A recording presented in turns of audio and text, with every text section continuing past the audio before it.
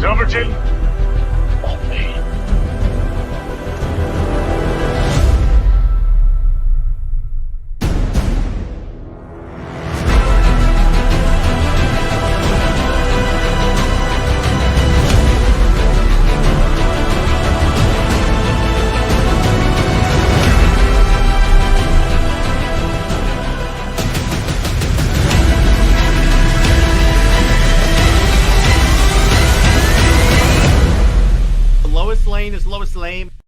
Welcome to Comics League. I swear, Robert's face every time the thing comes down is so good. Welcome to Comics League Dark. I'm Jared. I'm here with Robert and JJheat. What's up, gents?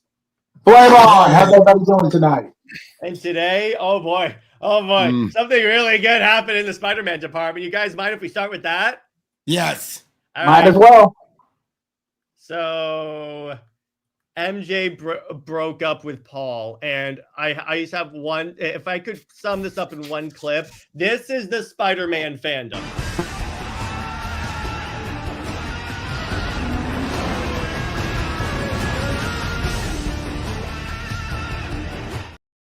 That's about the Spider-Man. That's fandom. a lot of them, but then there's some who are saying the damage is done, which I doubt. I don't believe those people.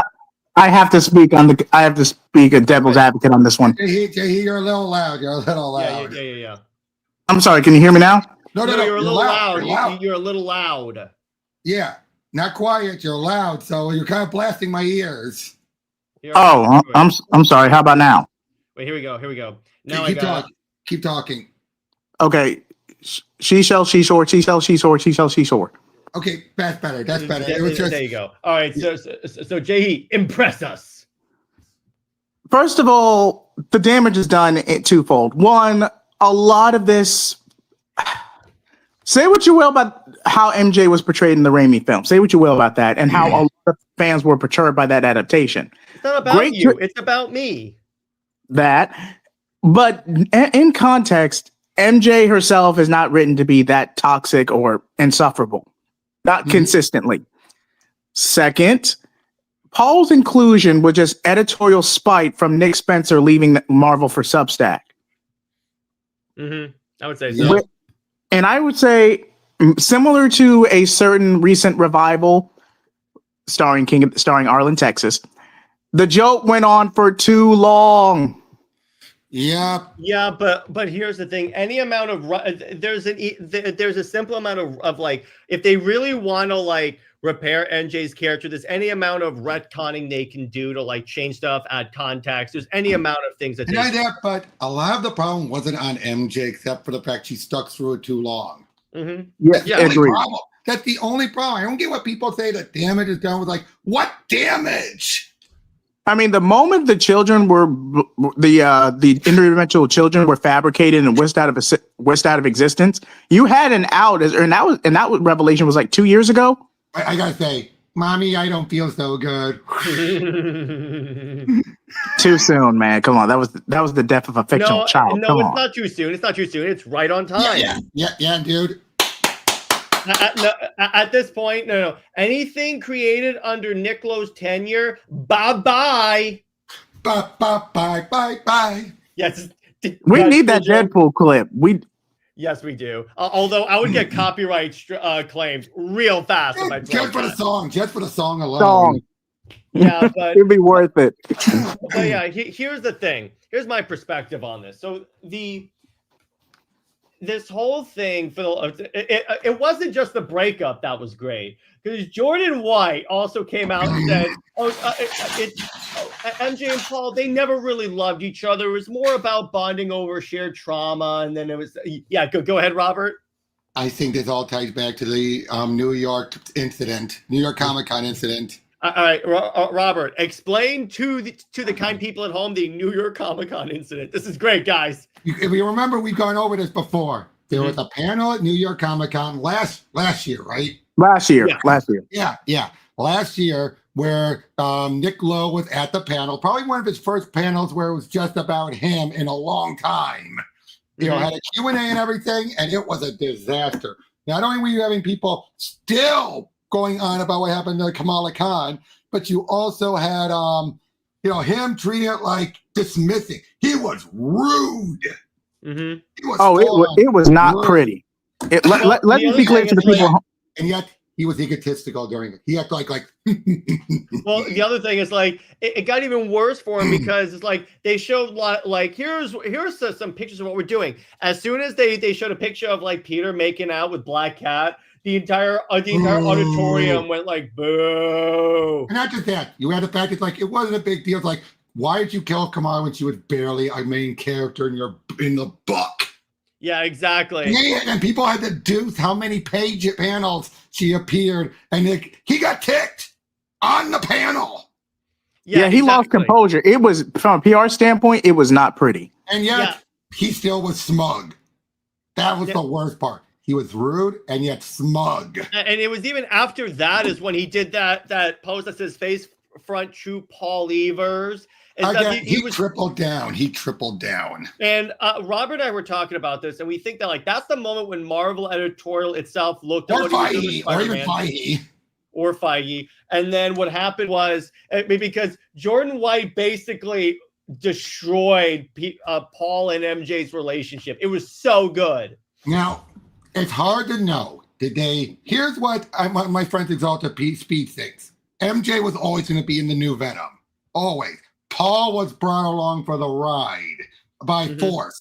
I think Nick said, you have to use him, but you could tell. The artists openly hated him. Al Ewing did not like him, and Jordan White clearly could. Jordan White is a company man, but he wants to still be looked as a good guy. So I'm pretty sure he's still salty about how Brevoort kind of manipulated things to get him off of X-Men. Yeah, he's still sore about that. He won't admit it, but he is.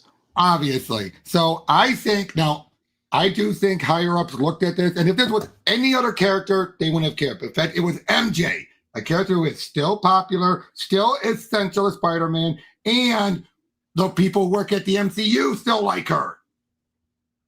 Because here's the thing, and that is a great point, Robert, because this is really where like Brevoort and like Lowe are pissy, because if they could take under normal circumstances, they would be waiting until all the MJ and Peter fans like aged out. But never gonna happen. No, yes, exactly. Here's my point, because those people, yes, they may age out, but then they go and make the movies, which then create new MJ and Peter fans. So it's a never-ending cycle. So they are never going to escape from this. Even if that's not Mary Jane MJ, it's still MJ. It's essentially MJ, which is why they just said in No Way Home, she's the same thing as Mary Jane and Gwen.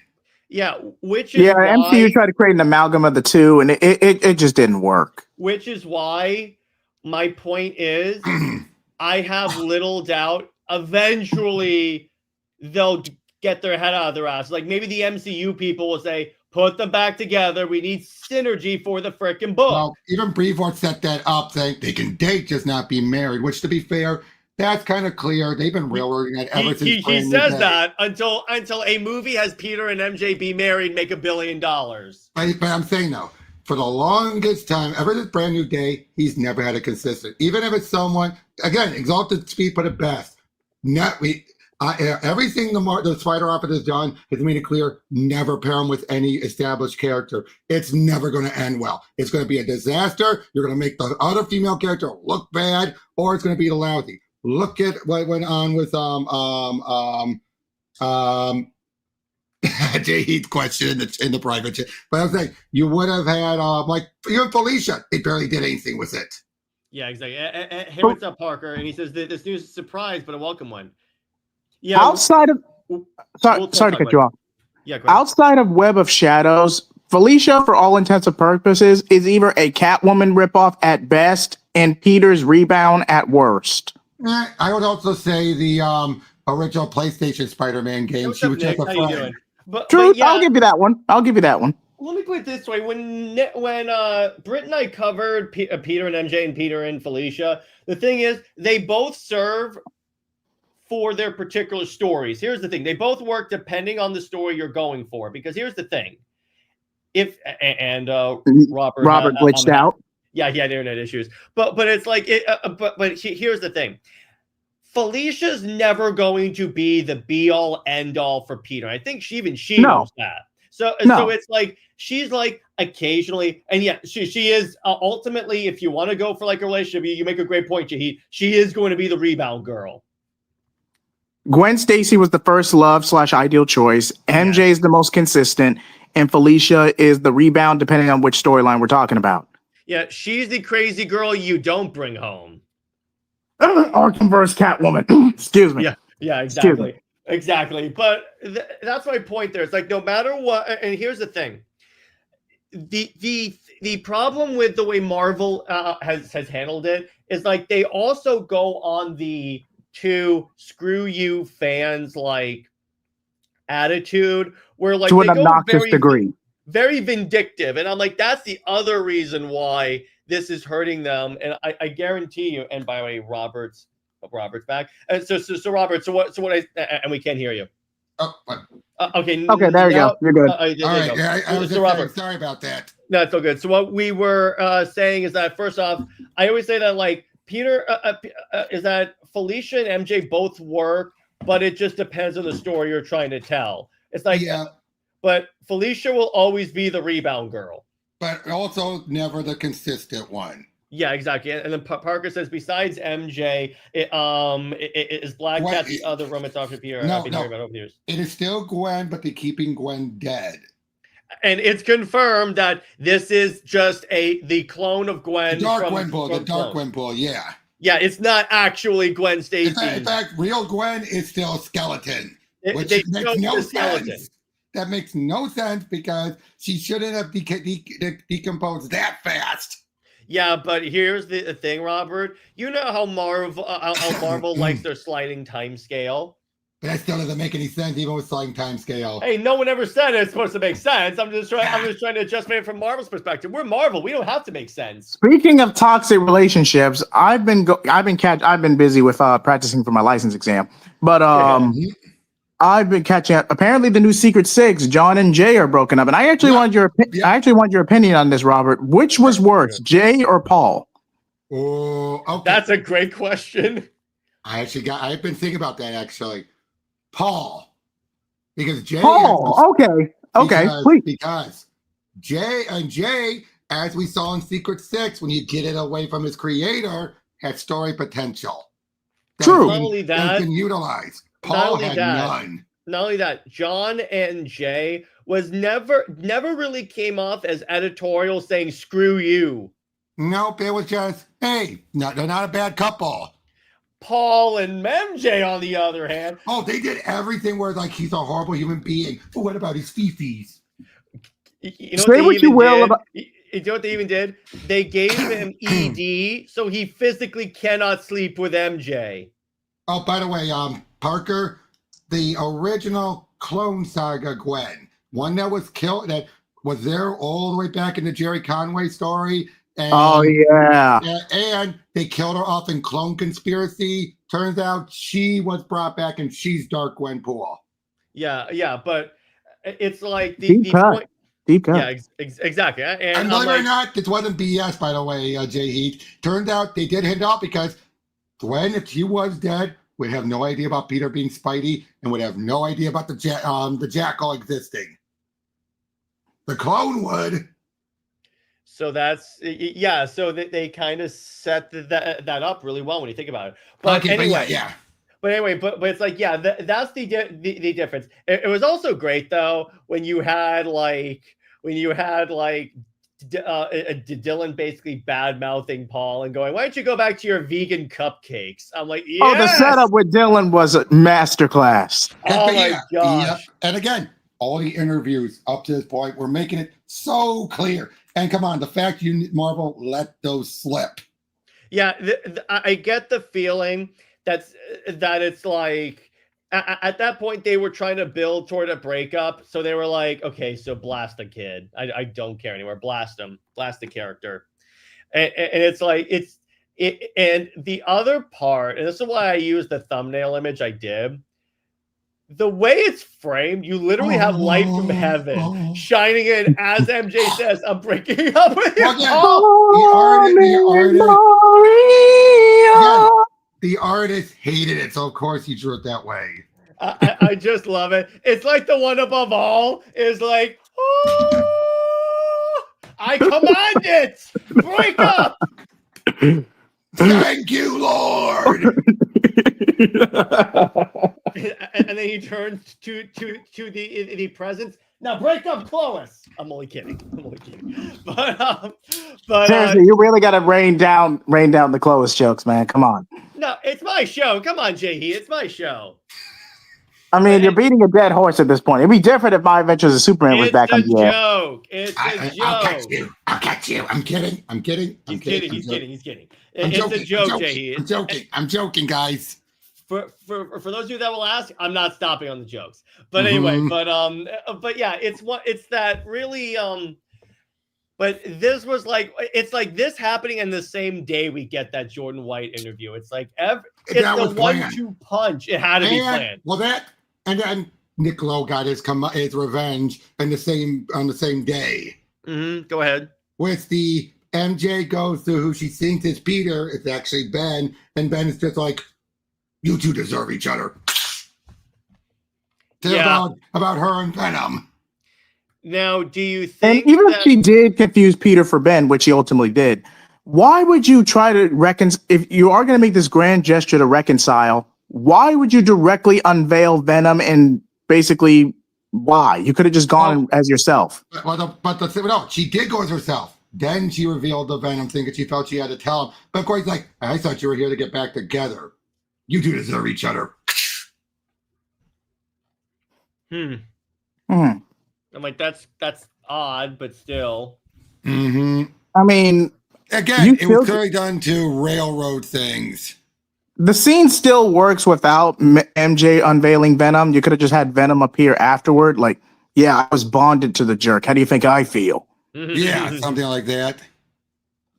Yeah, exactly. But yeah, and I'm interested to see how Peter reacts. Watch him like find out through someone else that like MJ broke up with Paul, and then he's like, "Wait, what?" Well, we gotta wait for him to get back to Earth first. Well, I mean with that too. That's what I mean and stuff. Right.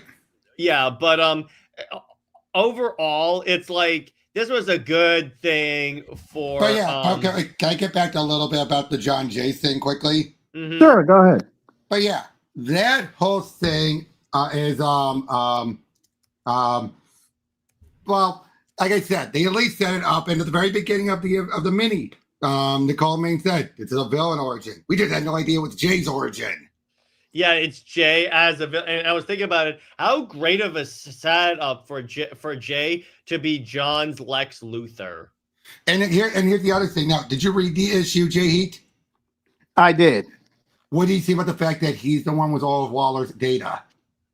I mean, it was obvious because from as far back as Suicide Squad, then the capture of Gamora, the setup was there. But hey, Nicole Maines is a starting writer. I'm not going to give her too much slack for that.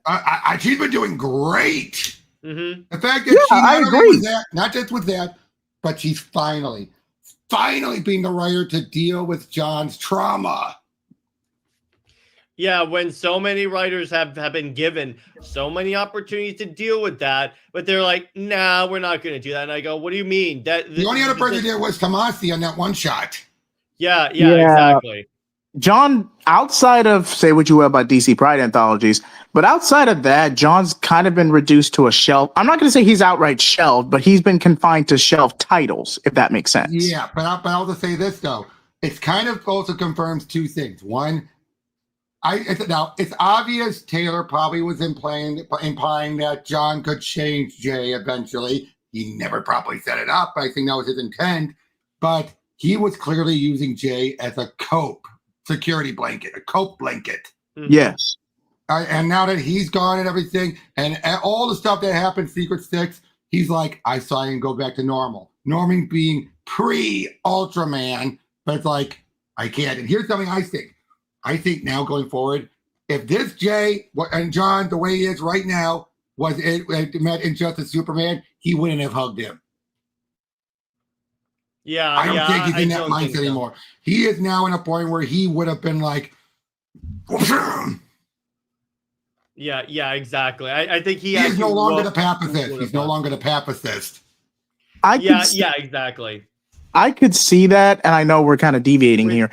It's Right, fine. sorry. Fine. Which actually, in a way, because that was like my because that's the reason why I did a video response to Taylor, and in many ways, this is a refutation of Taylor, inadvertently probably, or like Maine saying, "Hey, this is where the character was." Yeah. But it's like it inadvertently serves as a refutation of Taylor saying, no, that didn't work, and see where all that idealism and pacifism led to. Yeah, exactly. All I'm going to say is this. Tom Taylor is a decent storyteller, but he cannot write a main continuity story to save his life. Hey, I still liked his Nightwing.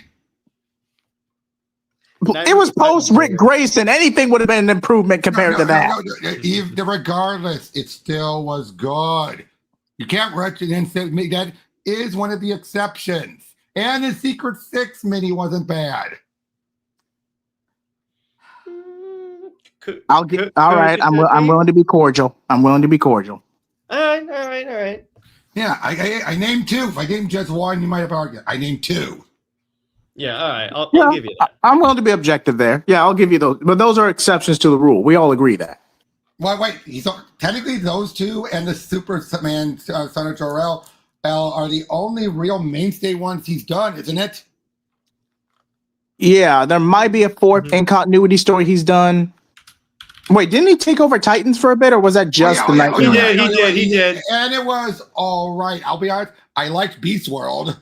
The problem with his Titans run is that they're supposed to be the new air quote Justice League, but they never fought anything that's befitting a Justice League until Beast World.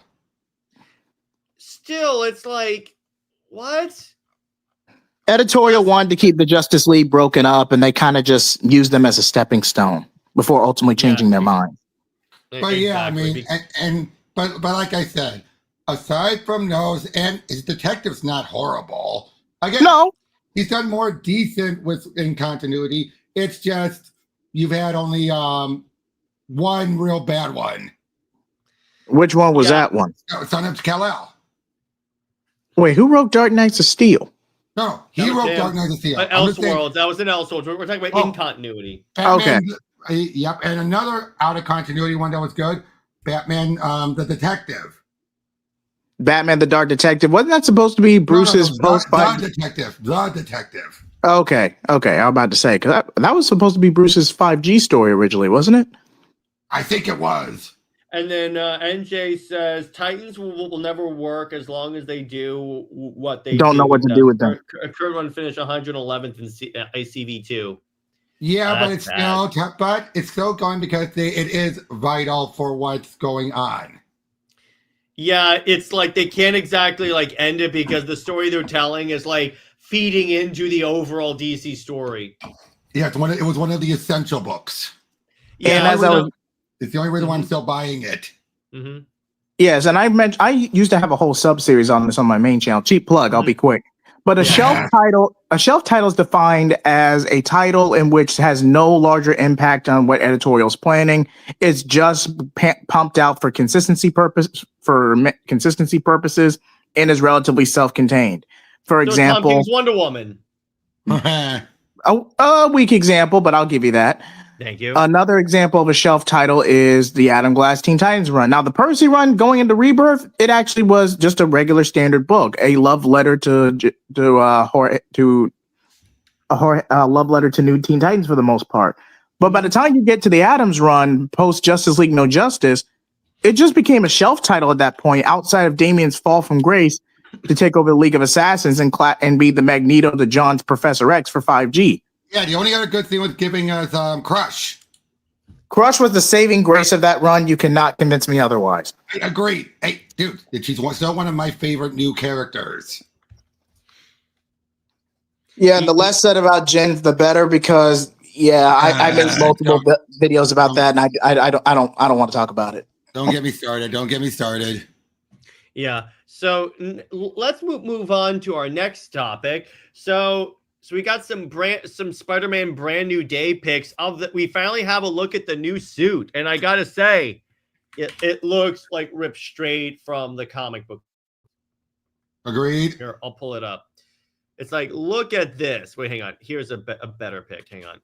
Let me find it. Okay, here we go. And then, is there a better look for this? Probably. We'll go with this. But look at that. Yep. What, like that? It's finally we have him in like a spandexy cloth suit, and it's like low tech. It looks like an actual Spider. He's not Iron Boy anymore. Yep. And the fact that Hulk and the Punisher are going to show up again, Robert, they need to recreate they need to recreate this. That cover. Yes. Yes. Like there's no at some point, like maybe it's like a movie poster, but they need to do that. You know what? Wouldn't it be weird? I know they're not going to do it, but wouldn't it be weird if the villain is actually the Jackal? Oh God. Yeah. I'm not saying we have to go the clone route. Now, the Clone Saga is convoluted as it is, regardless of setup. That's what I'm saying. I said say we just go with Jackal as the villain, but he's more of a manipulator, schemer.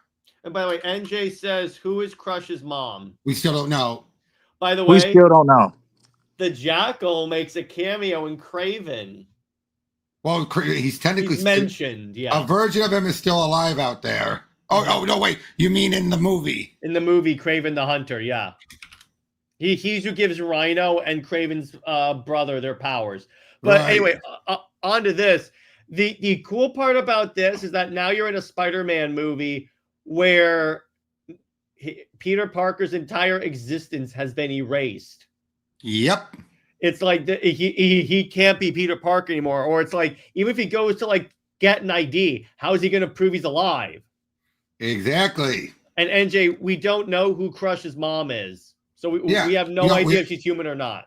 Yeah, no clue whatsoever. They don't even hint it. And of course, not even Lobo knows, because come on, he's drunk.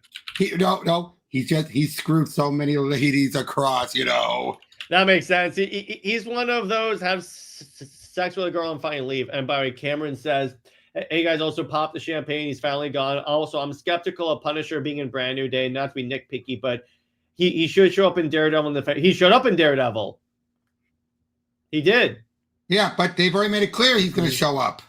Yeah, he's going to show up. But what I'm saying is that, Cameron, he did show up in Daredevil to go up against Kingpin. So he was in Daredevil Brand New. He was in. I almost said Daredevil Brand New Day. He was in Daredevil Born Again. Yeah. Yeah. So it's like I'm fine with this because I want to see how they do Punisher. Because you obviously know they can't go like Daredevil Born Again blood on this. They can't. But I want to know, how do they like how do they like PG-13 him without taking away what makes the Punisher the Punisher? They go Spider-Man the Animated Series route. Have it be he uses nets and everything. But he has like magazines on his armor. True. It could be that they just they don't show like blood coming out, and he doesn't do anything brutal, kind of like if this were a standard PG-13 action thing. Yeah, but it's like there's any number of things. The part that has me like, what is the fact that the Hulk is showing up in this? Who knows what's going to happen? He might go crazy. I want him to, because I'm sorry, the Smart Hulk / Professor Hulk thing that they have going, it's old. You know what? It's not even really Professor Hulk. It's Banner Hulk. Yeah, and I'm sorry. Big difference. Yeah, Hulk does not work as comedic relief. I'll say it. Yeah, Time travel. Oh yeah, exactly. Cameron says, "Sorry, mistranslate. I want them all in a movie going up against Kingpin. We could get that.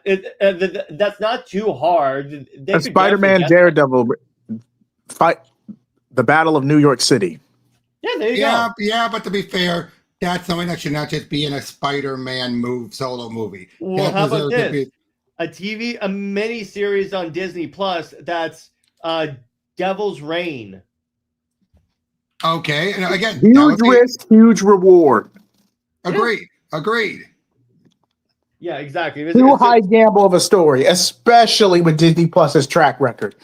Honestly, yeah, exactly. the fact that I'm sorry, I know I pulled off the video for almost a month now. Go ahead. But the fact that Mephisto was wasted on Ironheart of all projects, no fault to the actor. He went through a bitter divorce. He got every bit his money back. I'm not going to fault him for that. But the fact that Mephisto was wasted on this hot garbage, you know what? All along.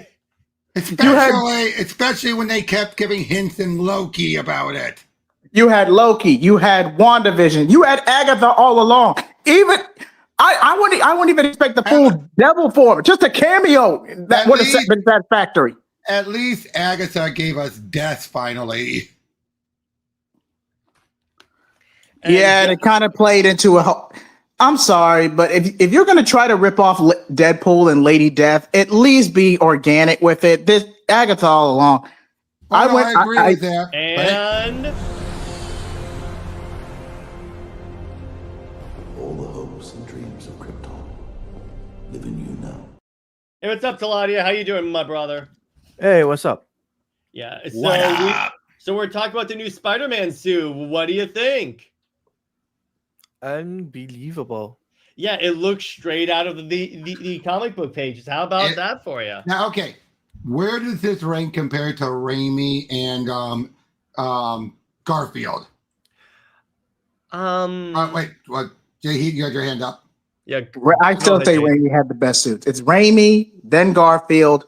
Tom Holland, I'm only putting in third because he's mostly Iron Boy for the majority of his arc. So this is his first true Spider-Man appearance. He could go up to 2, but I want to at least see how the final film turns out. Yeah. And that's how I rank him. All right. How about you, Teladia? I would still put Toby, then I put this, then I put Andrew. Oh, you'd already put this above Andrew. Okay. Now wait. Actually, JJheat, let me ask you this. Which Andrew suit? Because remember, he has 2 separate suits. Okay, I usually count them both the same, but if I had to pick between the 2 suits in both films, I picked the first suit. It was clean. It was dynamic. The second suit was kind of special effects heavy. The only thing I didn't like about the first suit is I didn't like the lens color. It looked kind of off to me. Right. Yeah, that's fair. I'm used to Spider-Man having white eyes. I'm like having him like essentially Oakley eyes. I'm like, nah, I'm not digging that. I still want them to do a proper reactive eyes. Yeah, which they did that kind of in this with like the Stark suits at least.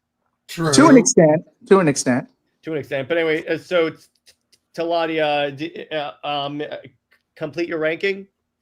Yeah, so I put, like I said, I put the Andrew, like the second Andrew suit, third. Then I put the Andrew first suit, fourth. All right, that's a fair ranking. How about you, Robert? Raimi #1, obviously. Yeah, I would say that. But after that, it's hard. Part of me wants to say this and then Garfield, because I'll be honest, I was never the biggest fan of the Garfield movies overall. I get what they were going for. I had a joke. Also not a fan for Amazing Spider-Man overall. But you get the joke. I said, I'm not a big fan of the Garfield movies. Also not a fan of the Amazing Spider-Man movies. Yeah. I'm not a fan of Mondays either. I hate Mondays.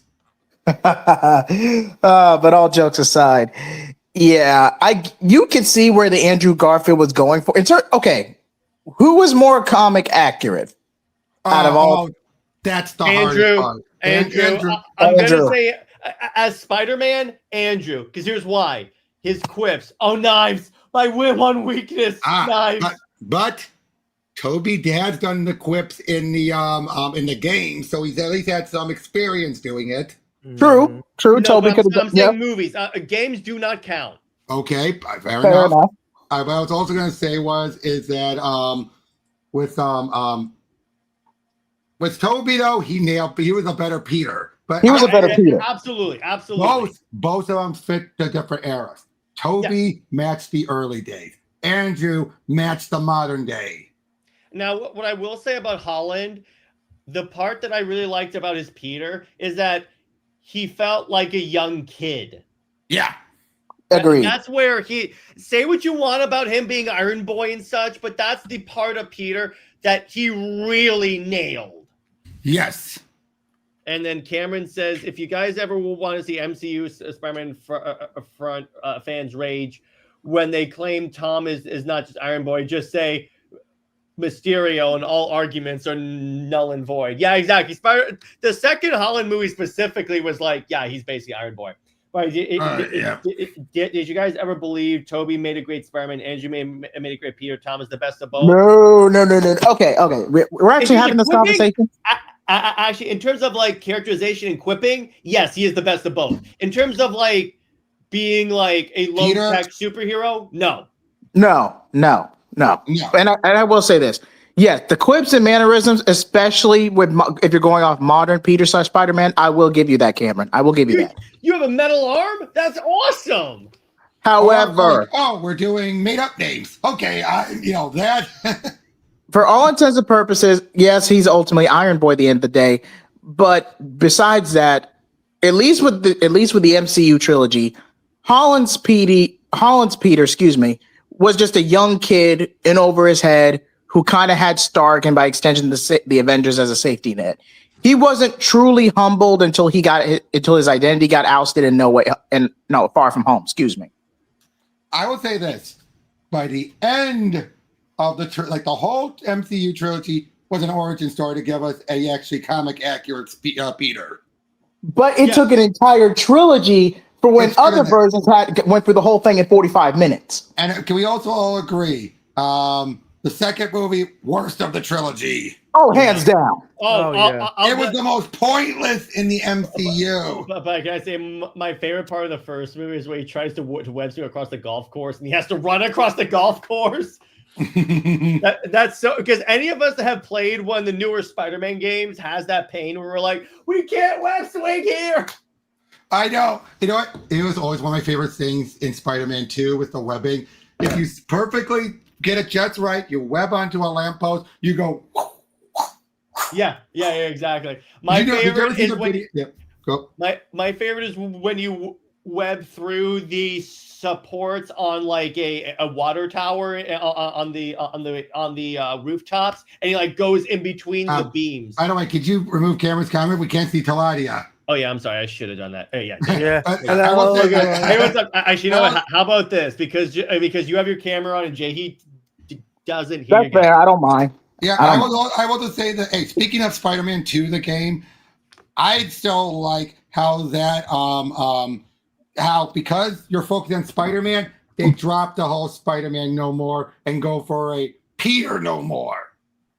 Yeah, I would say that. I like that where they use Black Cat for that. I like that. Yeah, I would say so. That works. But it's like, and then Cameron says before Far From Home came out, I theorized that Liz was going to be the villain. No, there's no way they would do that.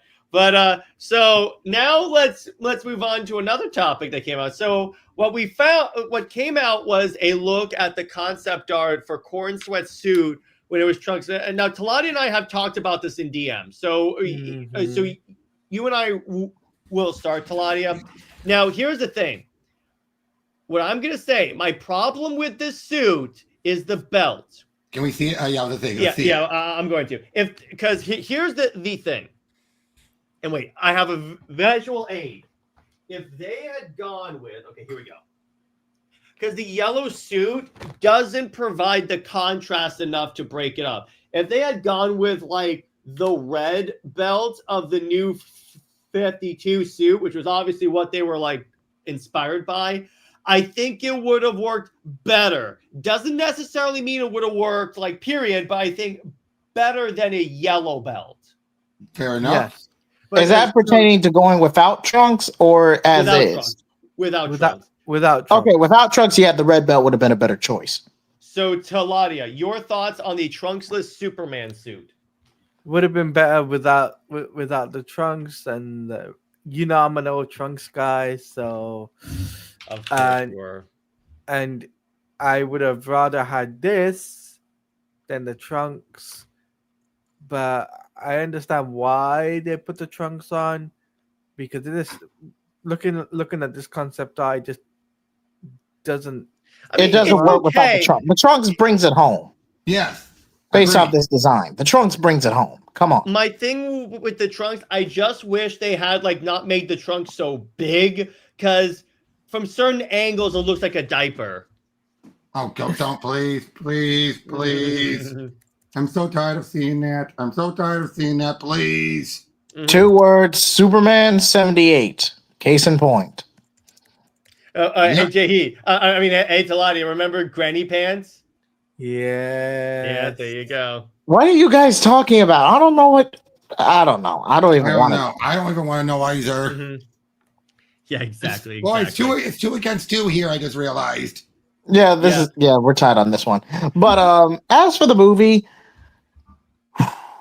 okay, we all knew Jurassic Park was going to win summer 2025 from a financial standpoint. We all knew that because when all those failed, dinosaurs. But it still did less than most of the other movies in the franchise. True. And it did pretty badly compared to the others in the franchise. Yeah, I don't even think Jurassic Park 3 did this bad. Let me check. Hold on. Well, Robert's checking on that.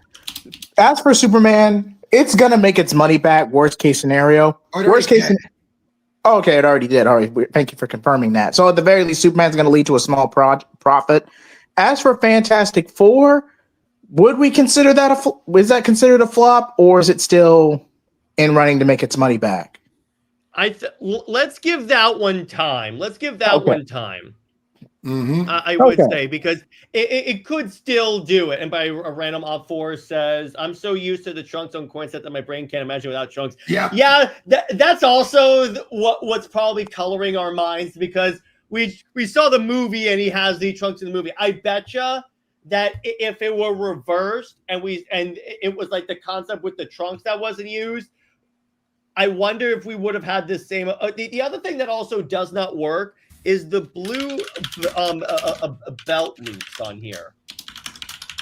That's where it kind of doesn't work. It's like if they had like the red belt that goes around the entire thing and doesn't deal with the belt loops. Again, it would have been better than this. It doesn't mean it would have been best, but I think it would have been more a better look than this suit right here.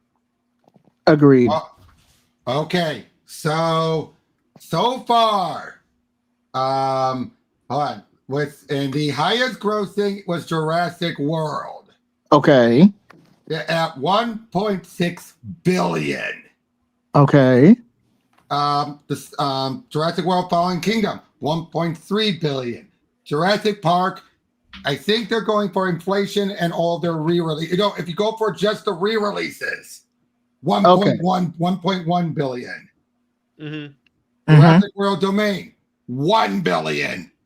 Dominion made $1 billion? Yep. Yes. Huh. Lost World, 618 million. Jurassic Park 3, 368 million. Mm-hmm. And the current movie, 771 million. Okay. Okay. So it did better than Jurassic Park 3 at least. Okay. And Lost World, but it is flopped compared to the rest of the world. Compared to the rest of the world, it's a flop. You're forgetting one thing, Robert. What? The new Jurassic Park film, is already out of theaters now, so it's not even in theaters anymore. It ended its Exactly. theatrical run 2 weeks ago, but yeah. Exactly. So that is not good. And by the way, Random Op 4 brings up the question of Gunn doing a super family thing. That was like taken out of context by like a lot of news sources. What actually is happening is that Gunn is writing another DC project, but when Zaslav said super family, he meant like DC. He doesn't mean he's writing like Superman, Supergirl, or something like that. Yeah. It would be Although that would be cool to have a but written by Gunn. It's like I said, I wanted to see what Superman, if I would like this Superman more if it weren't written by Gunn. Unfortunately, it doesn't look like that's going to happen. By the way, I've been seeing some people. You know what? Some people think Diana's going to be like under Gunn. Oh God, what? No. That artwork of the selfie of her going. No, I'm like, no. I'm like, no, people. Give Gunn more credit than that. He's not going to do that. Plus, okay, hang on. I cannot stress this enough. We don't even know if Gunn's not writing the Wonder Woman movie. No, but they keep saying he's going to influence it. He's going to force them to do it. It's like, no. Why would he guys. do that? I don't know. That's what these people think. Okay. Yeah. Well, trust me. I have my own problem with like some of the Wonder Woman fandom. So trust me. That's trust me. It's ridiculous that these people think that. It's like, seriously. And by the way, NJ, it could be a Connor Kent movie. I could see a flashback movie of him as Superboy.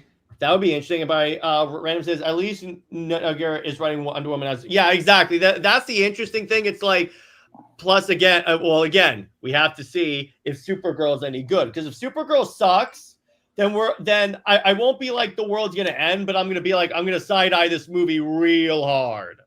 It can't be worse than the 1999 movie. Are you sure? It's based on a story by Tom King.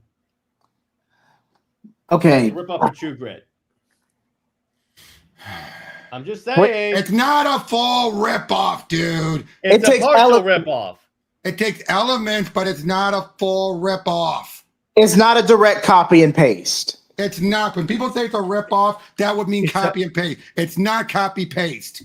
It's not Control C, True Grit in space? Yes. But a copy and paste? No. Okay, come on. It's inspired. It's inspired by it. I get it. You guys can lay off. I get it. All right. But so what do you want to add, Teladia? It won't be Control C, Control V.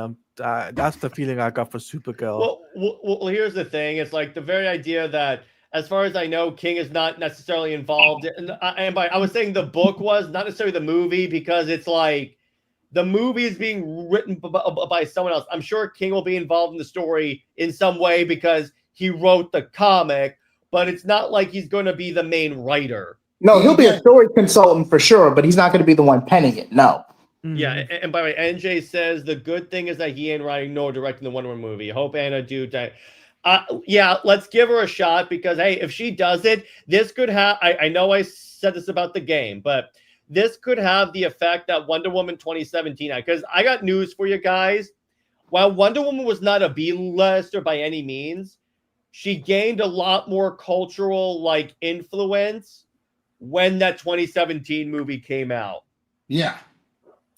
That's an objective fact. Anyone that wants to denigrate Gal's time as Wonder Woman, that's kind of true. Didn't she beat out Captain Marvel? Well, at least she gained more impact than Captain Marvel did. Excuse me. Captain Marvel did just under $1 billion. Yeah, exactly. Yeah, and to surprise to no one, Tevye is happy that Paul is gone. Yay!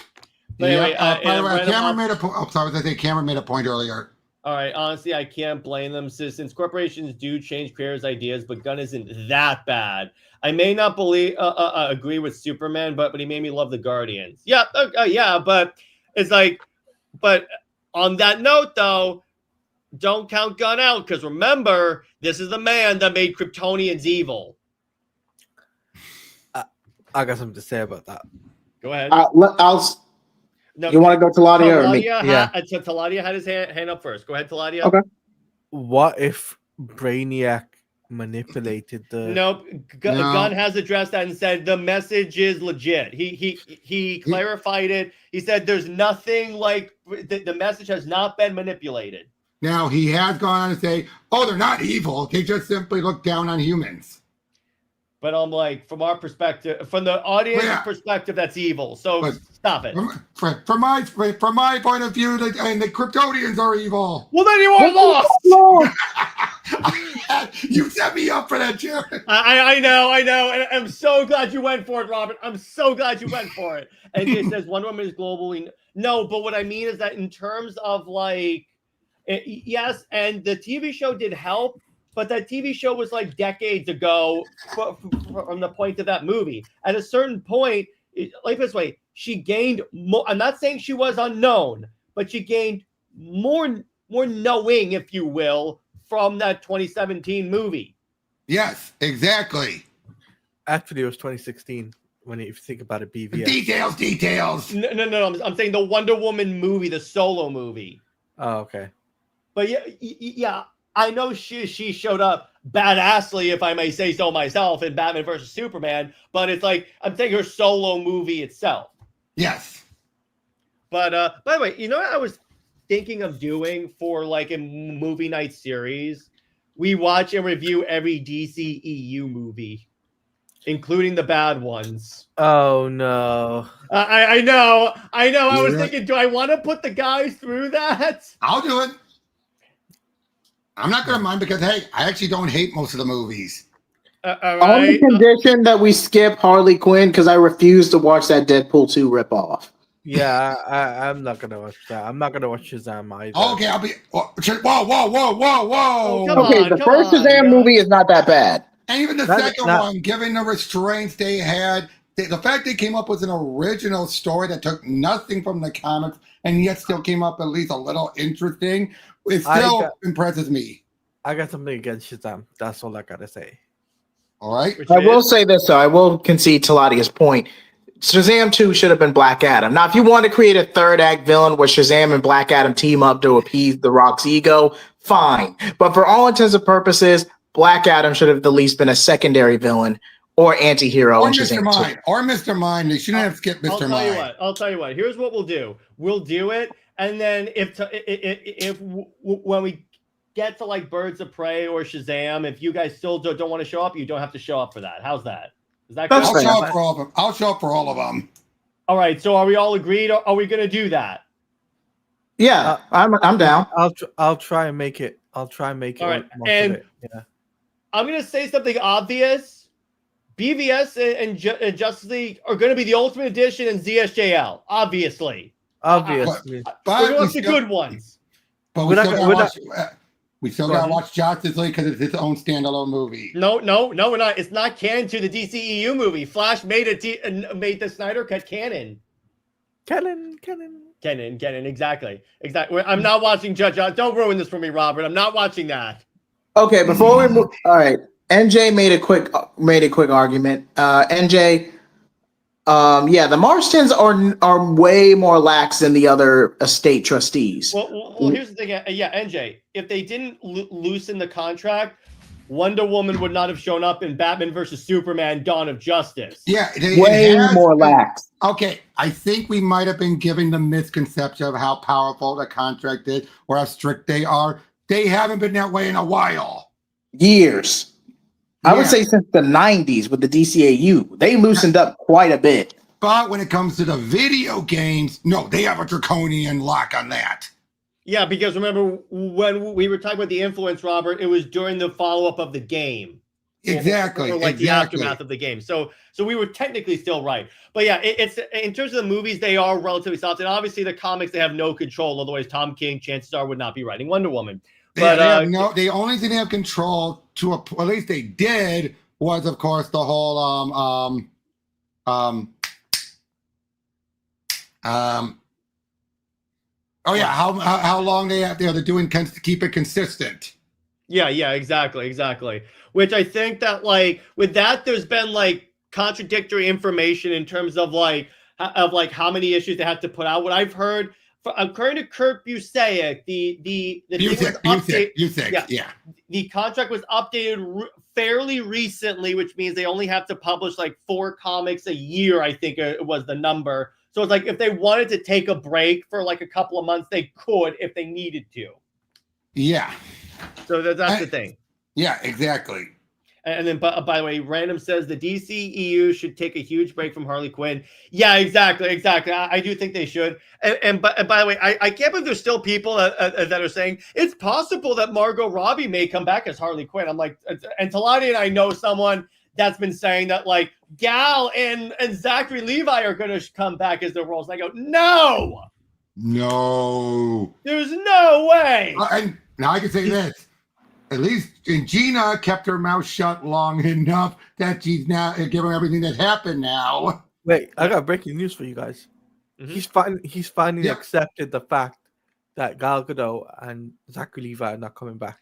Oh. Would I like Gal to come back to still be Wonder Woman? Yes, of course. So wait, this guy has dropped it, that viewpoint? Yeah, pretty much. Because he's seen that the DCU started off and it's on a positive note. And James Gunn is doing a new Wonder Woman film, so he's kind of accepted the fact that Gal ain't coming back. I give him props. It's better than some other people putting their head in the sand and still saying, "Oh, it's flopping, it's flopping, it's flopping, it's flopping." Yeah, exactly. Now let me be clear. Would I like Gal to come back as Wonder Woman? Yes, she will always be. Let me put it this way: the DCEU cast, for better or for worse, will always be my Justice League. Now, let me be clear on this. Just because they're my Justice League does not mean I'm not giving this universe a shot. Let's be clear on this. Everyone can have their own personal versions of the characters that they enjoy, right, guys? Yep. I mean, Robert, you're more. As far as I know, you could correct me if I'm wrong. You're more of a fan of the Chris Reeve Superman than the Henry Cavill Superman. Am I right about that? For the most part, I'll be honest. Yeah. Actually, yes. I will say that. Hey, that's fine, but you still like acknowledge Henry Cavill as like a version of Superman, right? Yes. That's the difference. It's like, hey, I may not have dug everything about Corn Sweat Superman. Lord knows I didn't. But you know what? I still acknowledge that like he was a version of Superman, and let me put it the movie was not as bad as I thought it was going to be. So let me be clear. That itself is an advantage. Okay. A lot of the movie is inspired by the Burns run, which admittedly I wasn't a fan of when I was a kid. But now that I'm older, I've at least accepted it better. Are you talking about wait a minute. Which movie's based off of the Burn run? The Superman. Yeah, the new one. Oh, the new one. Okay, never mind. Yeah. But with NJ okay. I know. No, it's not necessarily that. It's just no one has submitted a pitch for it yet. Because here's the thing: the Marstons could be as loose as possible. Let's say the Marstons said, "Do whatever you want." Someone that actually cares about Wonder Woman has to submit a pitch. Because here's the thing: I get the feeling there's not a lot of people in Hollywood that care about Wonder Woman. Exactly. That I would say this more than the Marsdens with the contract. The Marsdens, the problem with the contract more did damage in the early years, like up until Justice League. Can we agree to that? Yeah. The contract and the Marsdens were such stick in the muds that there's a big reason why we never got much going on, because they're like, Wonder Woman has to be the star. She has to be the star. She can't be secondary. And eventually that's when WB had to say, if we can't make her the star of Justice League, and that's when they finally backed off. But as far as any other, I would say the bigger problem than the Marsdens was people's lack of understanding of how to handle Wonder Woman. I would not be surprised if there's been millions of pitches. The fact that that TV show got the pilot tells you how bad it is. Yeah, so let me put it this way. What does that say? Did that win the pilot? If it weren't for the contract at the very least, that pilot would have been the Wonder Woman live action show. And trust me, you don't want that. Yeah, but you know what I'm saying though? The fact that that went to pilot tells you the problem Hollywood has with understanding her. Yeah, and here's the thing. The first Patty Jenkins movie was the closest thing to truly getting the character. Now, was it a perfect Wonder Woman movie? No, hell no. But was it the best that we had gotten up to that point? Yes. I would. Oh, sorry. and real quick, Robert, to be clear, the Linda Carter Wonder Woman Yes. was great for her own time. I'm not trying to say that like Linda was not important. She was good. It's the same with opinion I have with Christopher Reeve. Reeve and Linda Carter and Keaton Batman were good for their era. Cavill, Godot, and Affleck, and in terms of Batman, also Pattinson, were good for their era of the character. And I will agree with that. My issues when it comes when people act like they were never good to begin with. And I have seen people who say that. And that And you have the always bothers same me. people on the other side Yes, of like, yes. So, yeah, exactly. And that's my point. I mean, Teladia, you and I talk all the time about how there's room for different versions of the characters. Hell, you and I are covering the absolute universe. Lord knows that's different from the main universe, right? So it's like, that should tell you, by the way, the new issue of Absolute Superman, freaking beautiful, if I may say so myself. Like, oh my. I still need to read that. So Don't spoil the I book. won't spoil it. I've read I won't it. spoil it. All I'll say, I think it's one of the best issues of Absolute Superman that I've read. It is One of the best awesome. issues in the line. We're not going to spoil it for you, Teladia, but it is hands down one of the best issues in the entire line. Hands down. Yeah. Oh, Yeah, good hands question. down. Good question. Should Wonder Woman? I'm fine with, since they're now. Let's be clear on this. Since in this universe they're leaning into that type of stuff with the comic book stuff, yes, because that's consistent with this universe. It would kind of be out of place if Godot did the spin because she was in a more grounded universe. Setting. Since you're doing this in a more fantastical universe, by all means. No, I Wait, don't didn't want the DCU Wonder Woman do it too for that one episode? Yes. I would say so. I do not want a magical girl transformation. That would be a little too ridiculous. What you could So- Didn't do we do that with Starfire and the Decamu though? Yes. What you could do, have the Wonder Woman do the spin, and then there's like a blinding light, and then when the Like light dies down, like in the show, do the way the show does, as an homage to Linda Carter. Let me put it this way: magical girl transformations are better for animation. Yeah. Live action, it's too corny and it takes way too long.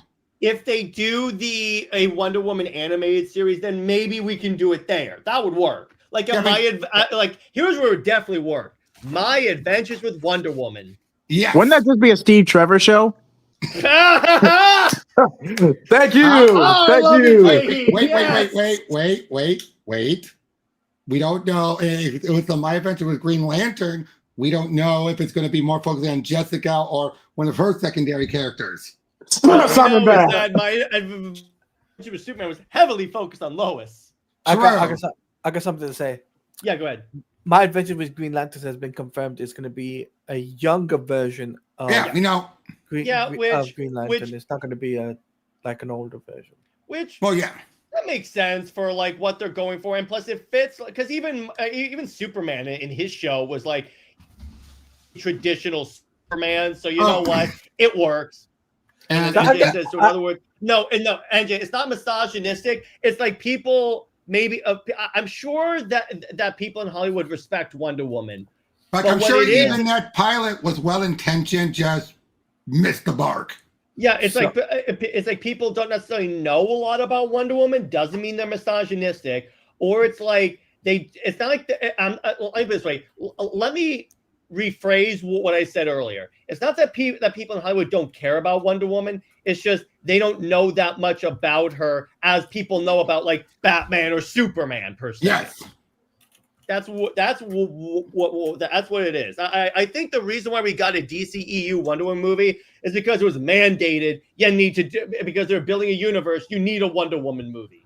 Yes. But That's the only reason we got Wonder Woman 2017. It was mandated by the higher ups. I'll admit. 2017 was the good one. 1984. But anyway, so that's what I want to say, NJ. Don't be so like down on people in Hollywood. Anyway, go ahead, Teladia. We did get news about My Adventure with Superman. Okay, let's hear it. That they're in post production for season 3. Ooh, yay! I can't wait. Because again, I see. Here's the way I'm approaching this, Teladia. You know, I didn't like season 2. Yes, I'm going to give season 3 a chance because here's the thing. there are plenty of shows that have bad seasons, but then have great follow-up seasons. So I'm like, you know what? I'll give it a shot. Am I hearing things?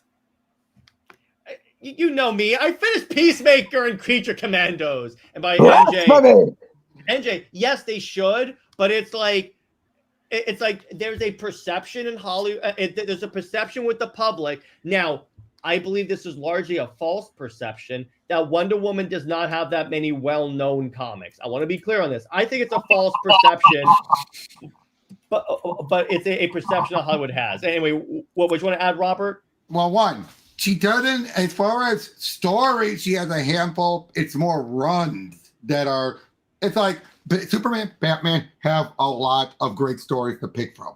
Mm-hmm. Wonder Woman has more thematic runs you can pick from. With some good standout stories, Paradise Lost and everything. But at the same time, I will say this though, we're more likely to get the creators reading comics than we are at Marvel. Oh, George Perez, Greg Rucka, though he's fallen off over the years. Didn't Gail Simone do a Wonder Woman run, or am I confusing it with somebody else? Yeah. Trust me, you don't want that as a movie. You don't want that as a movie, JJ. She was gonna be a part of the Wonder Woman game. Just saying. And she was a writing consultant on that. She co-wrote the 2017 anime movie you love. She co-wrote the animated movie. No, not Bloodlines. The other one. Oh, the 09 movie. But the 09. Co-wrote does not mean she's the primary. Most of the writing was her. Even in the commentary, it was made clear most of the writing was her. Which explains the Steve Trevor stuff. But anyway, I'm sorry, I had to. You know me, I had to. And then Cameron says, I mean, DC doesn't have a dumbass. That's the thing. Marvel has the rule where you cannot work for them if you know the comics. Teladia, or Teladia and JJheat. Isn't that stupid for Marvel to have that as a rule? Yeah. Okay, can I get your guys' opinion on something? Yeah, sure.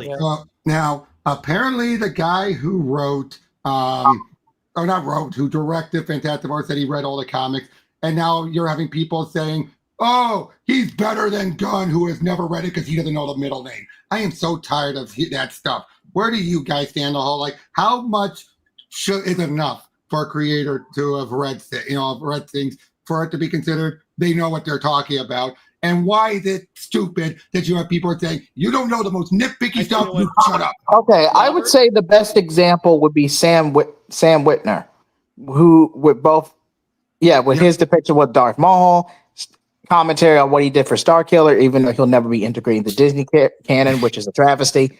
Yeah, I know, right? But Kamala Khan's actress. Yeah, Kamala Khan as well. Someone who knows enough to where they know their trivia, but not to the point of being obnoxious or a geeky know-it-all, which is, I believe, what Marvel was trying to convey. They just did it in a very crude really, a lot of Marvel is just clashing egos, and you definitely see that now with phases 4 and 5. So a lot of that is just clashing egos. God forbid if they ever get an X-Men movie off the ground this late. Jesus Christ. Here's my point, Robert. See, here's the thing. And Zach got accused of not knowing anything about the comics period, which I find it hilarious that the Snyderverse purists are making this accusation. But here's the thing. Here's why I say that Snyder and Gunn have read DC comics, have read enough comics to know what they're doing. Because they got too much right in order for it to be by accident. That's the thing. I weigh it on how much do the characters act like their comic book counterparts and how much is everything consistent. Because it gets to a point, if too much is getting correct, there's no way they got this much right. That's why I'm so frustrated with Gunn's movie. He got 90% right. Yeah, exactly. It's like here's the thing. It's like, even with Snyder, he got there are some things that maybe he got wrong or some stuff he changed, and that, you know what, that's his prerogative as a creator. But in terms of like the DC EU, in my mind at least, he got enough of it right for me to say he has a large enough knowledge base of DC to get by. That's why I don't like them. People are like, oh, he doesn't know his middle name, but Zach didn't write the movie. And second off, I guarantee it you makes sense in the scene. Robert, I'm guarantee you there's plenty of well-known Superman writers that don't even know Superman. He has 3 names. I didn't even know that. Yeah, I guarantee you that there's some famous writers that these comic book purists love that doesn't know his name is Clark Joseph Kent. Again, Yeah, that's his full name. No, that's one of his full names. He does have a few others, like Jerome. Yeah, yeah, exactly. But that's my point there. It's like I think it's a lot of like now. Here's my perspective on that fandom thing, and we might as well talk about that here because we see it every day with the fan on both sides. I'm not picking on one side of the fan because both sides have this particular issue. Here's the issue here. Is like you have one side that's been on the receiving end of this abuse for so long, and now that they are in the position of the other side, if that makes sense, they are now essentially reversing the position, if that makes sense. It's like they are not. It's essentially like dishing it out and taking it. It's like someone who has been abused and then they lash out, and then you have people want to say they're justified for being abusive because they were abused. Yeah, and now my problem is when the toxic anti-Snyders try and act like they are innocent, like all older than now. Only those who were guilty. I am tired of people saying you did it when it's like I didn't do anything. Yeah, exactly. It's like you, Robert, you didn't. Well, first off, you're not an anti-Snyder person. Or if I spoke up against it, I'd be saying, you were one of those. I'm like, look at my timeline. I didn't do any of that crap. Yeah, exactly. And then Cameron says, while I disagree with Zach not knowing comics, we have to admit him saying that they don't have enough room for Jimmy when the DCEU is starting off was not a good idea, but because I mean, let me put it this way. He left wiggle room in there because that's a CIA operative assuming the identity of Jimmy Olsen. But then didn't he also say that was Jimmy? He shouldn't have said that. But here's the thing. As long as it's not said in the movie, he could always, to quote Gunn, change his mind. I just realized something. Yeah, go ahead. Okay, say what you will about the live-action Titan show. It's very edgy, over the top. But given the whole grim DC vibe, you could have tied Titans to DCEU, and then you already had they were going to do.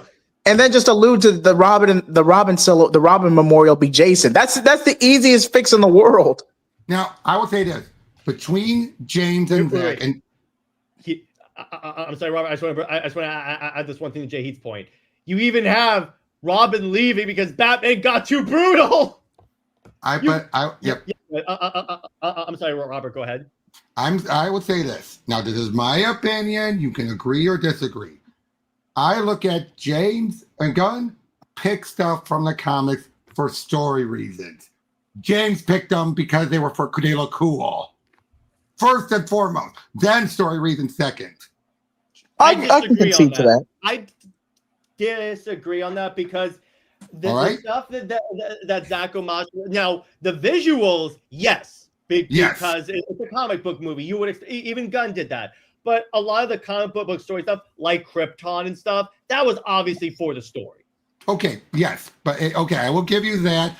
But Chamber, there's plenty of that fits with the story they were trying to tell. Let's not be let's not be unfair here. Okay, you're right about that.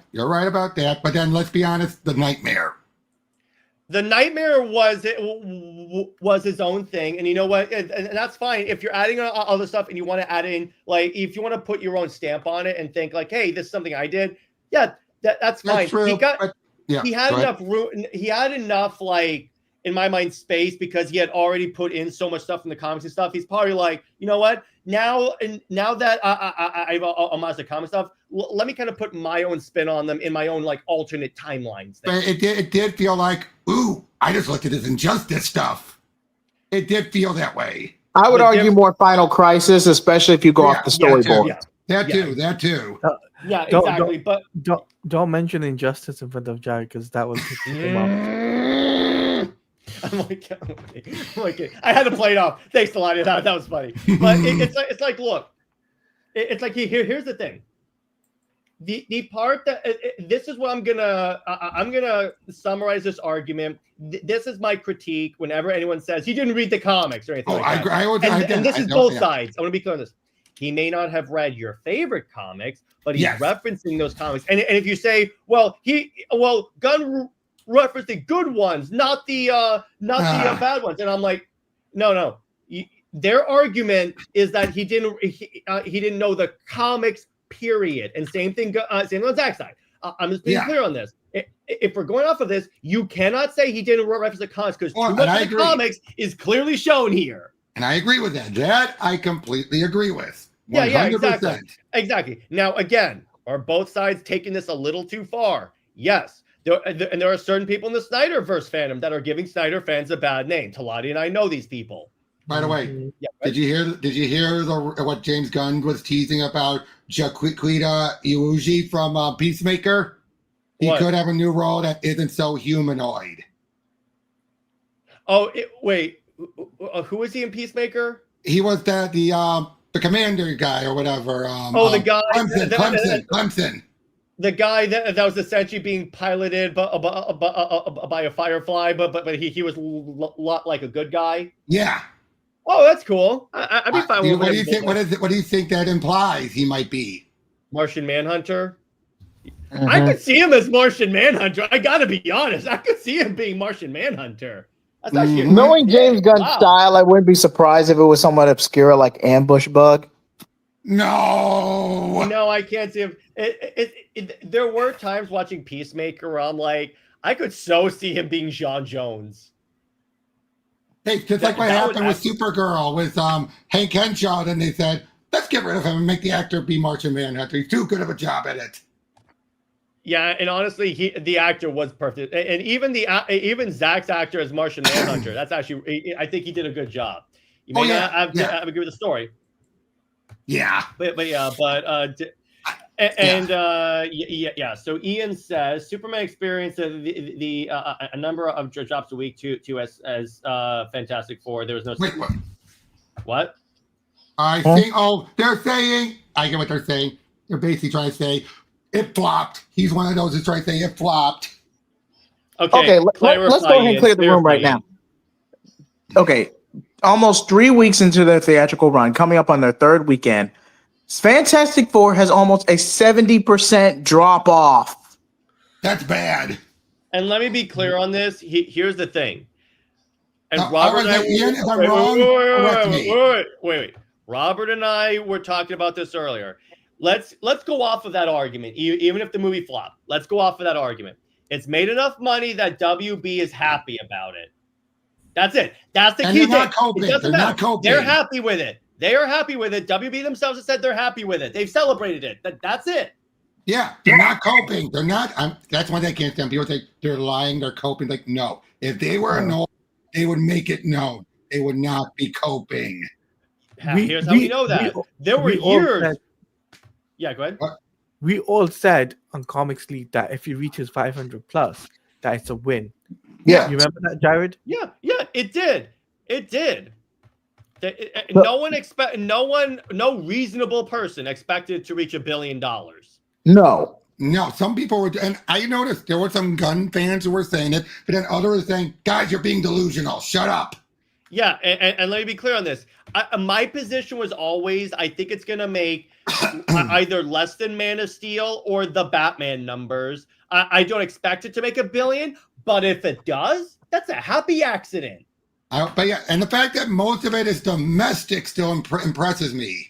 Yeah, exactly. That was the part I didn't see coming. But anyway, it's not like this way. The point is, it may be a quote unquote flop, but as long as WB is happy with it and continuing on, that's what's important. I'll say this: the age of $1 billion is over. Yeah, it's like being the norm. I actually want to add to that because Hollywood openly admitted this, but I hope they're answering the phone in the distance because I bloody called it. I hope somebody picks up that phone. What phone? Because I fucking called it. Yeah, go ahead. Because you cannot rely on international audience alone, especially the Chinese market as a standalone, because you got streaming, you got diminishing returns, you got shifting trends. You cannot rely on the international box office to carry you afloat. Nothing wrong with international. You just can't rely on one market alone. And with the way it's the reason and the argument being given with the inflation stuff. John Campia put it best. The problem when you use inflation numbers, you're relying on just assuming the movie would do the exact same today as it did when that came out. When it's like, here's a great example. Gone with the Wind. No. No. Now, No. here's the thing. I will say though, Mhm. what kind of helps. Let's use Man of Steel as an example. Now, this isn't like a be-all, end-all thing. I'm just going off of like some isolated evidence. Let's go off of that. I'm admitting it's isolated evidence. When I see like people watching and reacting to Man of Steel, the I'd say about 98 to like 99% reaction is, this is a great movie. Let's watch more of these. Now, again, that's very circumstantial evidence, because here's the thing. That may be from like, let's use that as like audience interest. Audience interest would be there. Ticket price, on the other hand, that's the difference. Competition from streaming video games and television. Especially in a post-COVID world. Especially in a post-COVID world. Merchandise. Yeah, exactly. And even merchandising. Where the real movie money is made. Yeah, exactly. And even in like Man of Steel, when Man of Steel came out, streaming was not as big of a thing as it is today. But here's the other thing. Again, if we go by to the dip in overseas stuff, how much of Man of Steel was from overseas? Well, here's the thing. Man of Steel is an interesting case because it had already made back its production budget because of all the product placement. And here's the other thing. You also got to remember, where are they coming, and what did Man of Steel come out off of? The peak, one of the peaks of big comic book movies. You had the Nolan trilogy wrapped Avengers. You were at the peak. What did James Gunn's Superman had? A deficit of interest. Yeah, exactly. So let's be clear on this. But at the very least, he had some positive like word of mouth. So let's go off of that. Yeah. So we'll say. Sorry. Yeah. So I was going to say this. So the way I see it is that it made over 500 million at the box office, and WB have seen this as a success, and domestically and globally, right? Which is a big win, because and here's the thing. Let's examine that. It would be a flop if it didn't make back its budget, which it did. Yeah. Let's be clear on it. It made back its budget because the budget after deductions, because that's where like that one document that was being shared was like it was pre deductions. Yeah. So let's say it was 250. It did that. So there you go. So anyway, but NJ says, based on the numbers overseas, why do you think most of the world don't like Superman? It's not like they don't like it, but maybe it's like they didn't want to see it because it's advertised as an American hero. That played a part in it, I'm sure, because the opinion of Americans isn't exactly very high right now. Same with Fantastic Four, where at least with Jurassic World, dinosaurs supersede everything. Yeah, because dinosaurs were everywhere in their day. So, but the problem, but the problem is, Fantastic Four suffered in terms of, numbers wise, it's suffering right now. Yeah. Oh yeah, it is definitely suffering. Which is sad because Fantastic Four was a really good movie. Not in my mind, not as good as Superman. I'm gonna tell you right there. Of the two, I enjoyed Superman more. Yeah, I'm the same. Yeah, it's like, and again, both were really good. I enjoyed both. It's just Superman. I'm more of a DC fan, so I gotta like Superman more, right, Teladia? Come on. Yeah, you know us. Oh, you want to know how good Naked Gun is doing? Wait. Max is 225 per production budget, 150 marketing, 375 total times 2. 750 million to break even. Wait. Why times 2 though? That's the old marking and everything. People no. Wait. Look at the math here. 225 production plus 150 marketing. Yes, so 375. 375 is already included in that, right? Yeah. Yes. So, what are you doing the times 2 part for that? Yeah, because it is what to be. You do the 2.5 times to include the marketing. So why are Yes. you why are you adding the marketing and then timesing 2? I want to be clear on that, Mac. I'm not like trying to pick on you. I'm just saying a studio and theaters divide the profit. Okay. True. I appreciate you clarifying, Mac. I really do. But it's not. It's infrequent depending on the theaters. It's not like one universal amount. Yeah. No. So no, and again, Mac, it goes back to what I said earlier. WB is happy about it either way. They're happy with what they were able to make. Okay, I'll say and plus, this. here's the thing. Here's the thing. Zaslav and Gunn probably told the investors, look, we could take a hit with Superman because we're trying to build back trust in the DC brand. It's like he could have been. I guarantee you privately, he said, look, we may lose money on this, but if you give us time, we will get to where we're really making the big. Yeah, the bucks whole on point Superman. is we need. I'll say this: if the box office was doing what it was, and it was giving us BVS level of the controversy, I'm saying the controversy. Reviews, in other words. Yeah, no. And that's my point, Robert. I said this when Superman came out, when like the reviews started to come out, because I said that, look, in the event that let's say Superman did not make its cash back. Let's say Mac's right. Mhm. But you have the overwhelmingly positive critical and audience scores. Yes. That indicates that there is still excitement for the brand. So Gunn can go to them and say, hey, listen, I know we didn't make back our budget with this, but based upon this, people are interested in DC. If you give me the time, I can do this. So what do you want to say, Teladia? I'll say James Gunn has done a smart move now because he's putting the Superman back into IMAX. I don't know if you guys saw the news. Yeah. Oh, yeah. Oh. Yes. In Australia, right? Yeah, in Yeah. Australia, he's bringing it back into IMAX. So And here's the other thing. Here's the other thing you got to also remember that crap. I had a thought. I had it and I lost it. Oh yeah. Now I remember. Yeah, go ahead. Now I remember. Gunn was saying this from the beginning. From day one, he said we're not shooting for $1 billion. He's been sticking to that. This is not something he changed last second or anything. He was saying this from day one. Yeah, because he's saying, look, again, because he knows. And by the way, when we say that like the DC brand was like in shambles, this is not Zach's fault at all. This is a shitty WB's fault. And here's the other thing as well. We don't know how much was made from marketing. Mm-hmm. Yeah, exactly. That could, for all we know, obviously it wasn't Man of Steel level of, we made back the budget before the movie even released. But for all we know, it could cover the $200 million. Not to mention, Warner Brothers Discovery recently recovered from a nasty corporate civil war behind the scenes. Mm-hmm. Yeah, so... But would you agree with what I just said? For all we know, the marketing could have... not marketing. The merchandising and the promotions could have settled the difference. Mm-hmm. We don't know. We don't know. Yeah, Best case, for all worst case scenario, they balanced out and made their money back. Worst case scenario. Yeah. I still think they made their money back, and I still think that I still think that it's going to make about 650, 700 at the very least. Right at Man of Steel numbers. Yeah, right at Man of Steel numbers. I don't see it making more than that.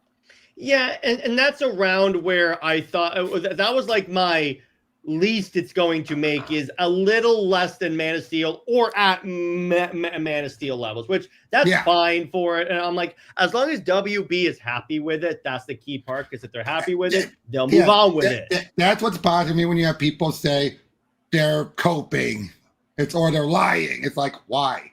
Why would they be? Yeah, but anyway. So to move on, it's like unless you guys, so you guys want to do a quick Q&A before we wrap up? Sure. I'll be down with that. A question was in the private chat. What do you guys think about, given the Naked Gun movie that's been out? Now, who here has seen it? I haven't yet. I need to. I haven't yet. I have. It's good. It's good. Here's what I'm wondering. What do you think the odds are of Spaceballs 2? It's going to be similar. Here's my concern with Spaceballs 2. That Spaceballs 1 was made in a time when everyone loved Star Wars. That's the problem here. I will say this. I wouldn't be so worried if it wasn't the fact that Spaceballs, the animated series, existed. Now, to be fair, the episode that Mel Brooks wasn't directly involved with besides his voice was the only good one. Yeah, and by the way, NJ, This might- I'll agree with you here that ultimately WB does not deserve the DC brand. I'll give you that. I still think that was better than anyone else would have handled it. Still, Hold on. but yeah, but This might yeah. be too soon, but I'm gonna say it. I'm gonna say it. Spaceballs 2 by Ryan Johnson. You know Where's This my is the clip? what? I'm expecting him to make a joke about that. I'm expecting him to make a joke.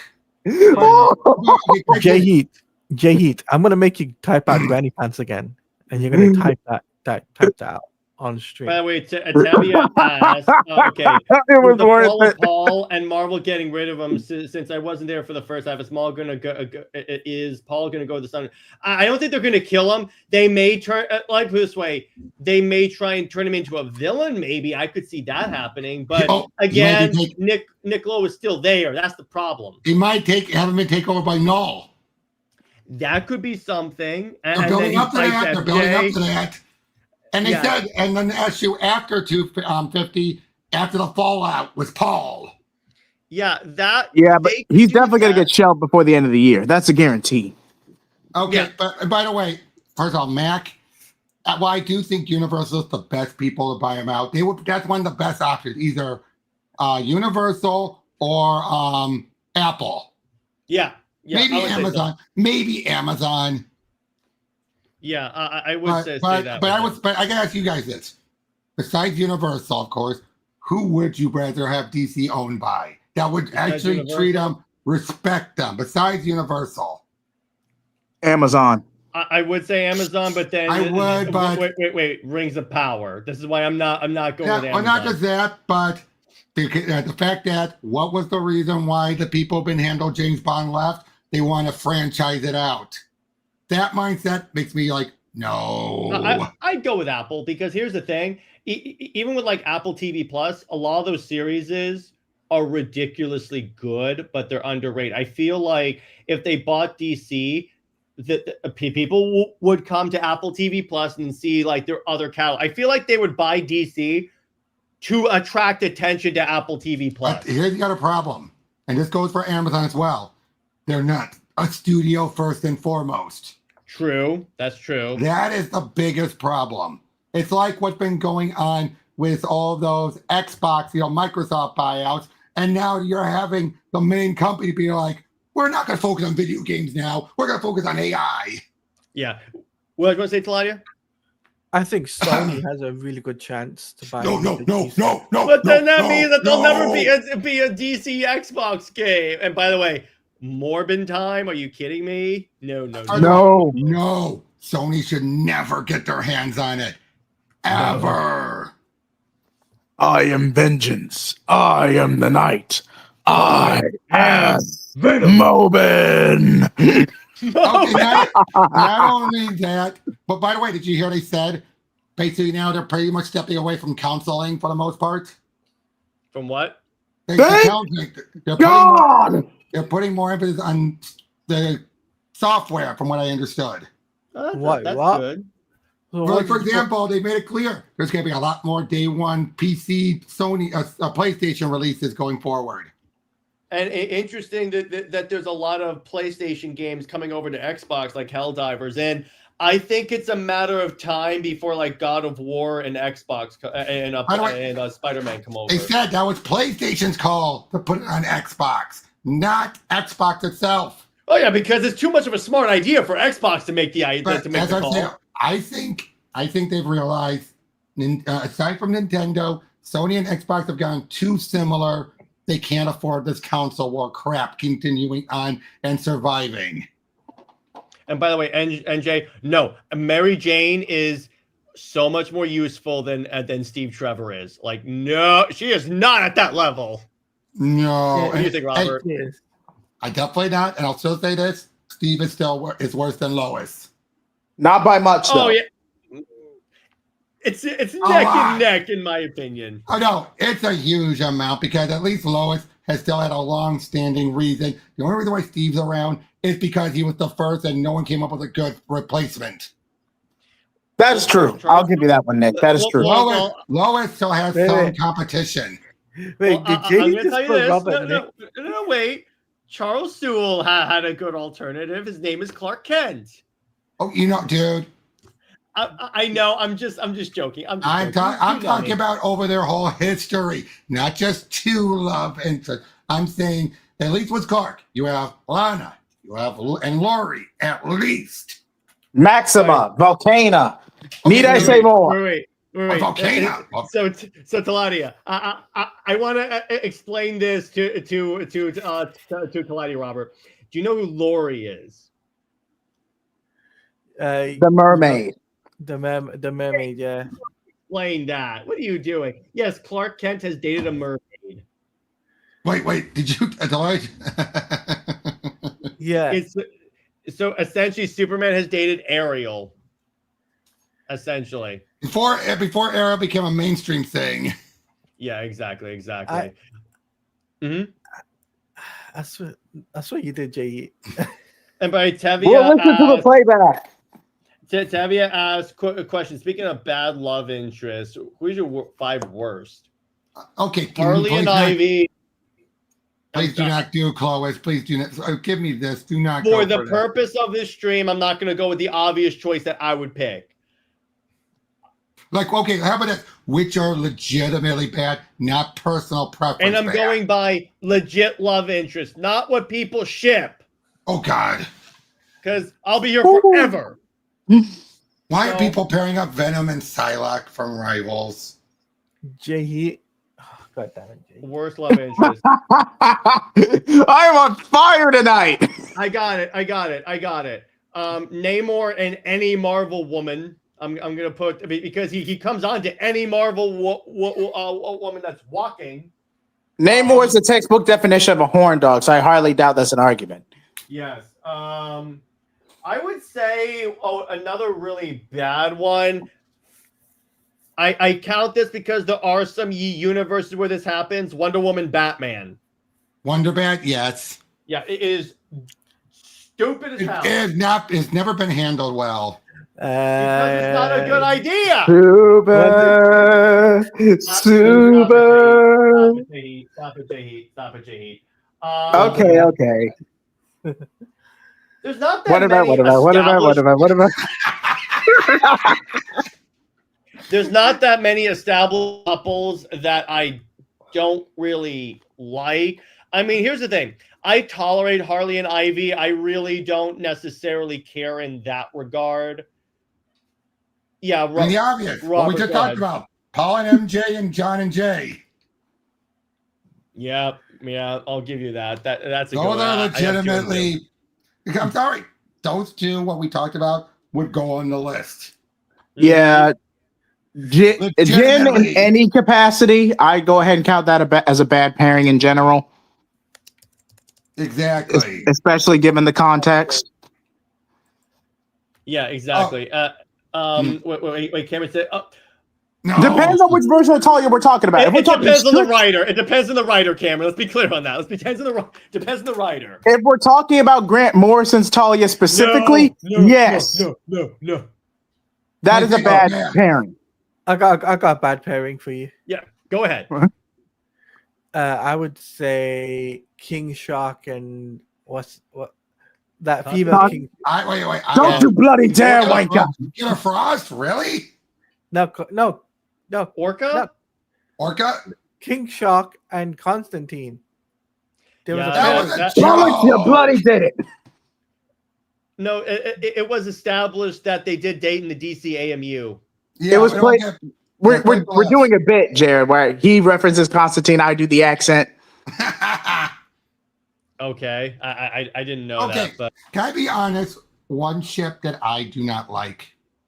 I'm not saying it's bad, but Constantine Zatanna. I am not a fan of it. Okay, elaborate. It plays too much into Zatanna's daddy issues. I see where you're going for, Robert. That, and it feels like Zatanna just wants the bad boys. Plus, really, their relationship always ends badly. It never goes good. Oh, see me. So Zatanna only wants the bad boys. Is she written by Phil Jimenez? No. Wait. Tavia gave me another one. Jin and Damien. Who is Jin? That's Okay. from the Adam Glass run. All right, nothing from that's good. Okay, for those who aren't familiar, Crush was good. JJheat, go. Crush was the saving grace of that run, but that's a separate conversation. Mhm. But to make this very quick, basically, Jin was a 4,000-year-old genie who got betrayed by her brother, bound to the boon of a ring, and was a walking WMD for a majority of human history. And then she develops kindred spirits with a 14-year-old. You know what? No, I'm sick to my stomach. I'm not even going to finish the explanation. No. Here's a couple I hate. You ready? Go on. Harley and Joker. Because That's an obvious too one. many people after Suicide Squad calls them couples goals. What? I wish I were kidding, JJheat, after the first Suicide Squad movie, because the theatrical cut makes it out like they're like this big couple. The extended cut actually fixes this. Mm-hmm. I got a good one. Yeah, go ahead.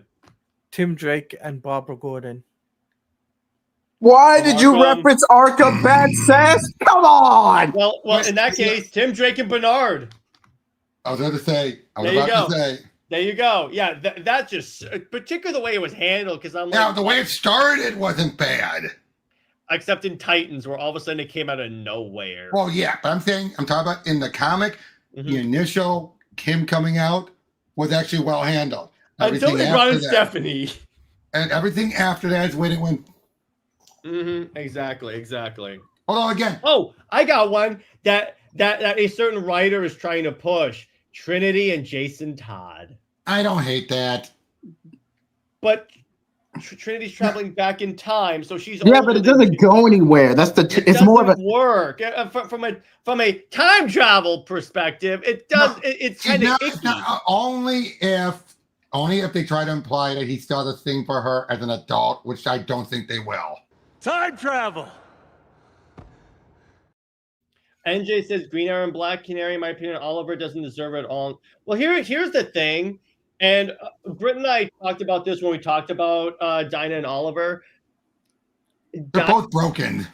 Dinah kind of became like Green Arrow's girlfriend only when they got together in her book, particularly in modern day, and that could be hyper dependent on the writer. So I'm gonna have that little asterisk on there, but I'll go with that. Oh, I strongly argue that. Cameron. Felicity. Yeah. Okay. I'm gonna say this. You had to reference it, Cameron. Actually, you know what, Cameron? I'm sorry. You get it. Why did you say that name? And you know what? I can't think of a better show to show this clip. Batman doesn't do ships. Okay. By the way, Tevya, I'd argue with Carly. They actually made her endearing after they broke up. Yeah. It Once they got away from Joe Quesada, she actually became endearing. Yeah, I would say so. So, is there anything else you want to add? Or? No, I think it's a good place to leave it. I'll go first. In terms of Comics League, tomorrow we're going to be talking about the Deathstroke Knights and Dragons movie on movie night, and then I'll be on the Lethal Geeks podcast at 9 p.m. Eastern. Sunday is going to be 2 live shows. Amazon Answers, I'm going to be talking about Earth 1 Wonder Woman. And then in terms of Super Wonder Legacy, Britt and I will be comparing Superman and Wonder Woman to Black Adam and Isis. And then we'll be doing kind of 2 things in that episode. We're going to talk about the couples, but we're also going to talk about where we think The Rock was kind of going in his DC universe. And then in terms of there's a possibility. I'm in the process of getting. Hang on, I'm trying to make sure I get the name right of this particular guest because this is big. Jason Lewis, the voice of Superman in Justice League Action, on the show. Oh. So here's what happened. Britt and I did the episode on the show. I tagged him, And then he commented on it and said, "Hey, we'd love to have you on the show." And he said, "Yeah, sure, go ahead." Nice. So I'll let you guys know when that's happened. But I'm really excited for that if that happens. But yeah, that's about all I got that I can really talk about. But anyway, Robert, we'll go with you. Well, I've got enough videos in the can to get me up to $5.99, which will get me to my 600. That's an understatement. No, I'm talking about the PTNs. Yeah. So all the movie reviews are separate. Of course, I got so many of those in the can too. Mm-hmm. But I have that. Plus, I am trying to get enough time to get back to my game streams. I will finish up RoboCop and get into Mafia: The Old Country. Mm-hmm. Yeah. And yes, NJ, I am trying. Trust me, I'm trying to get Kelly Thompson on the show because you know I would love that. Anyway, Teladia, how about you? As for me, tomorrow I will be posting up today technically because I'm in the future. I'll be posting up my WB Games Montreal video. Next week I'll be doing a gaming stream with Jared. Don't worry about that; it's gonna happen. And then on top of that, I will be doing something special, very special. I can't mention it yet, but I got something planned. So Do I know about it? No. Oh, okay, cool. No, you don't know. You don't know what's going on behind the scenes, but I got something planned in the works. Mm-hmm. But anyway, so JJheat, how about you? As for me, you can find me at JJheat Blaze or JJheat75. New Direction Heroes in Crisis did get delayed due to personal circumstances, so I'm trying to push for that in 2 weeks from now. Also, my Ironheart review, that's going to come out as well. And also, I also do movie reviews, gaming playthroughs, content with these wonderful co-hosts here, where we all just have a good time. And just, I'm glad to be a part of it. Thank you so much for watching us. Anytime. And yes, watch and subscribe and support all these gentlemen. They're great people. And then, yeah. So stay heroic, everyone. Remember, Lois Lane is Lois Lame. She belongs to General Zod or Satan. Zois and Max the Bat for life. Oh, and by the way, Steve Trevor is Steve Never. He belongs about in the core of the sun. Zois and Max the Bat for life. I'll see you later. Bye-bye. Wonderful.